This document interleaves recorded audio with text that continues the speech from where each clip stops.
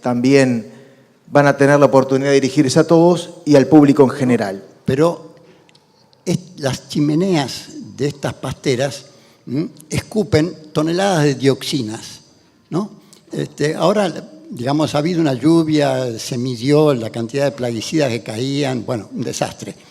Nosotros no tenemos ni siquiera en Uruguay la capacidad de medir las dioxinas, que terminan en la pastura, ¿no? Y van a terminar en las vacas y en la leche y en todos esos lugares. Pero bueno, parece que eso a nadie le importa, ¿no?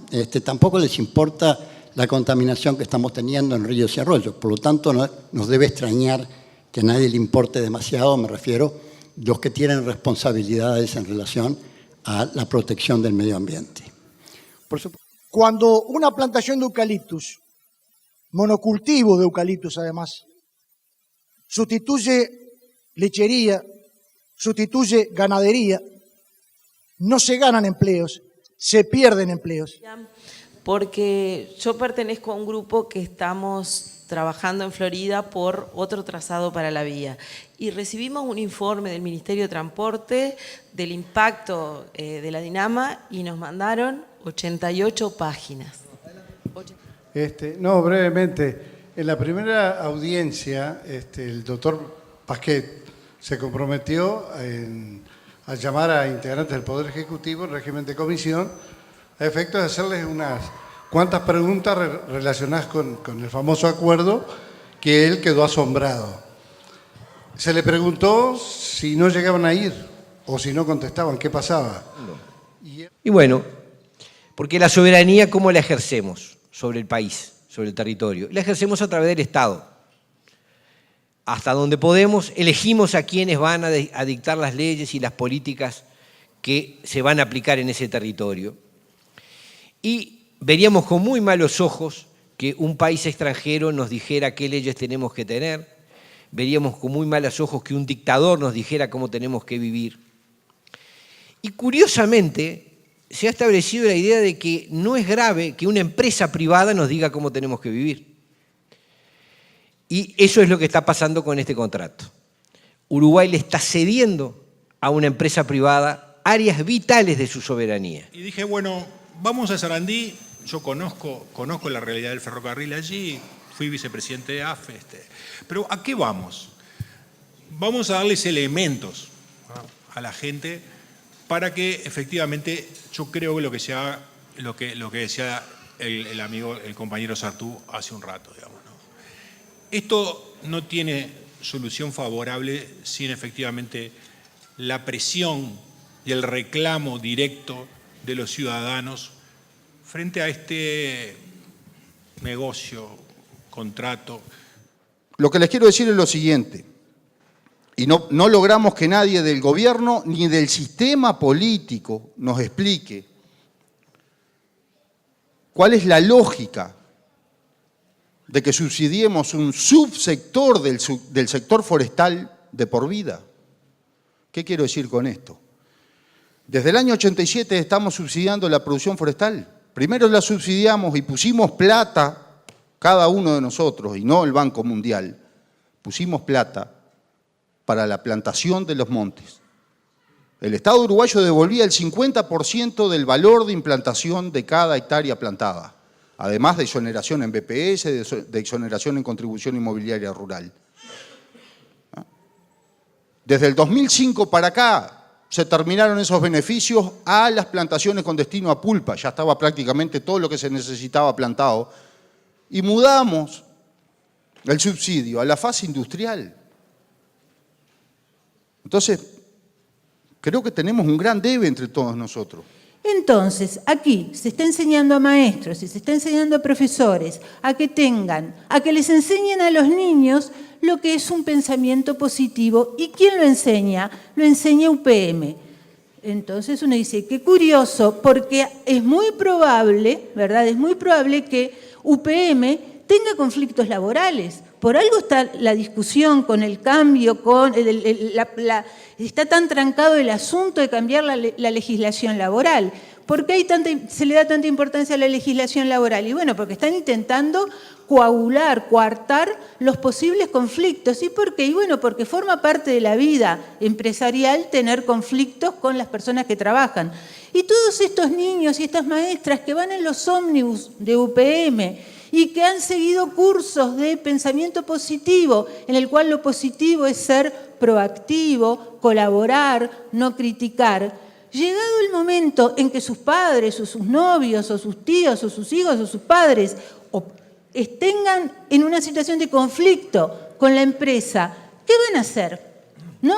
¿Qué grado de heroicidad se les va a pedir a esas maestras, a esos profesores, a esos alumnos para que renuncien al ómnibus, para que renuncien al aula, a la computadora del aula tecnológica? Entonces, se está poniendo a la población, se le está diciendo, bueno, ustedes o van a ser héroes o van a ser personas totalmente doblegadas, porque el Estado no los va a defender, no los está defendiendo ya. Gracias. Entonces, la expulsión de la gente del campo significa, si yo estoy trabajando en un campo y heredé de mi padre y de mi abuelo y de mi bisabuelo toda una serie de técnicas para la cría de ganado, para plantar esto, conocimientos del viento, de las estrellas, del sol, etcétera, etcétera, etcétera. Si yo mañana me voy a trabajar de sereno a una empresa en Montevideo, ya no tengo a quien transmitir todo eso. Todo ese conocimiento que hace a la producción, pero también hace, por algo crece, también hace a la música, también hace a la forma de sentir de un país. Que nada va a cambiar en este país si no hay un compromiso firme de cada uno de los ciudadanos. Concientización. Podemos ponernos a discutir en otros temas que tengan que ver con la política, si estamos de acuerdo en cómo llegar a la administración del Estado, o en la seguridad, o en lo que sea. Pero no podemos tener dos miradas con este tema que es tan obvio. Sobre todo los que nos creemos que estamos a favor del ecologismo, deberemos estar más unidos que nunca en estos temas. Solos. Si tuviéramos que agregar algo más que no se dijo, diríamos que UPM pretende legislar en relación a la cuestión laboral. Establece en su contrato una serie de exigencias que pretenden que sean norma en el país y que se impongan sobre las leyes y los convenios colectivos, la Constitución de la República que establece la vigencia del derecho de huelga. Y esto incluso ya se está llevando adelante por el gobierno. Hace poco se firmó un convenio colectivo de la Mesa Sindical Coordinadora de los Entes Autónomos, en el cual se establece por primera vez una cláusula de paz, como se le llama, cláusula de reglamentación sindical, le decimos nosotros, que establece la posibilidad que el convenio caiga en forma unilateral por parte del gobierno, porque en una empresa se toma alguna medida y esto provoque la caída automática del convenio para esa empresa o para todas ellas. Primero, todos los proyectos de estas empresas, digo estas porque hay más, no es solamente la celulosa y la forestación, son viables solamente porque el Estado les regala todo lo que a los demás, los productores uruguayos y empresarios uruguayos, no les da. Empezando por las zonas francas, el regalo de 3.000 millones de dólares en vías, etcétera, etcétera, etcétera, todo lo que sabe cualquier empresario de este país. Por lo tanto, nosotros nos tenemos que negar a que cuando viene inversión extranjera se le dé todo esto de regalo. La Unidad Popular no dice no, dice no para decir sí, sí a la construcción con recursos propios, sí a la patria, sí a la esperanza de un modelo artiguista.